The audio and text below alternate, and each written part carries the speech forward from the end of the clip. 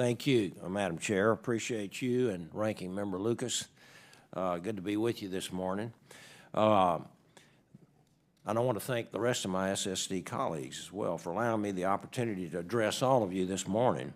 I'm very proud to serve as both the ranking member on the Space and Aeronautics Subcommittee and also on the Environmental Subcommittee. And with the limited time that I have, I would like to lay out a few of my priorities and encourage the committee to work together to accomplish as many of these as possible in this Congress. Our nation's space arena, whether it be in commercial, civil, or defense, is growing exponentially. We, this committee, are faced with challenges that set the stage for us to lead the discussion on how to navigate this growth and to maintain, or better yet, to grow America's role as the world's preeminent spacefaring nation. To do that, I believe that we need to focus on three different areas. First, we must reevaluate the way that we regulate commercial space activities. As a committee, we should be encouraging the creation of conditions for economic growth and opportunity right here, not making it so hard to participate that we push high-tech, space-focused companies abroad.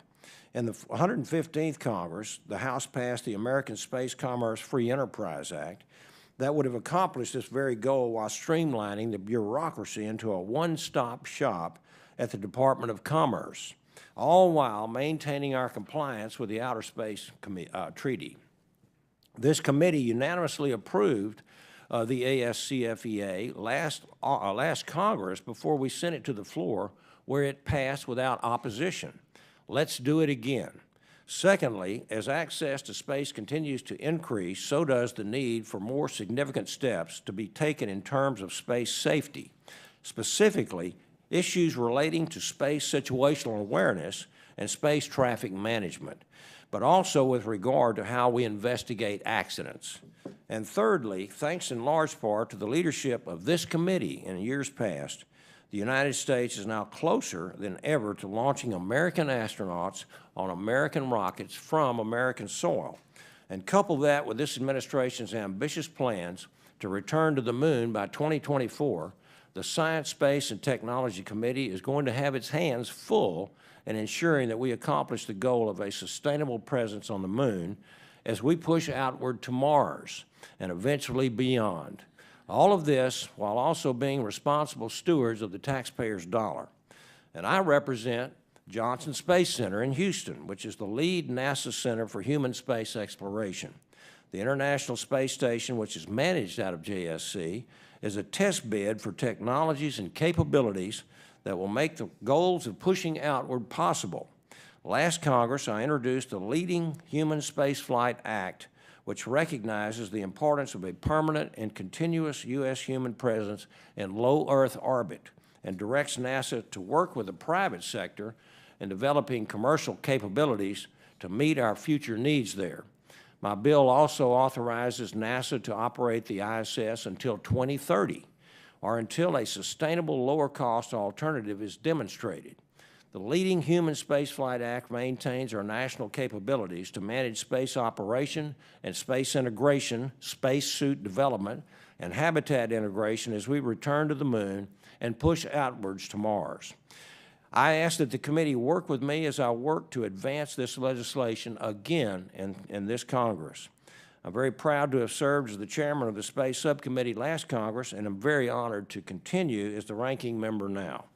NASA has accomplished unbelievable things in the last 60 years, and I wholeheartedly believe that the next 60 will be even more impressive for the American space enterprise as a whole, to include NASA, and I look forward to working with each one of you on this committee to ensure that we here at SST play an indispensable role in that.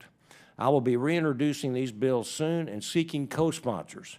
I know I'm short on time, but I'd be remiss if I didn't touch on my role as a subcommittee on environment. Regardless of party, environmental policy is of universal importance, and I welcome these often polarizing conversations, but I'm very certain that when we decide to work together, we will accomplish significant achievements, like leading the world in weather prediction, which should be a great priority. We have the privilege of having some incredibly unique topics under our jurisdiction. from cybersecurity to protecting our nation's proprietary data, to artificial intelligence and hypersonics, to weather prediction and the human and scientific exploration of our galaxy. We work on turning the science fiction of today into the technology of tomorrow. I look forward to working together with both sides on the dais of the dais to ensure that we at SST maintain jurisdiction on issues like space launch, accident investigation, remote sensing, or anything else that others have publicly or privately made a claim to.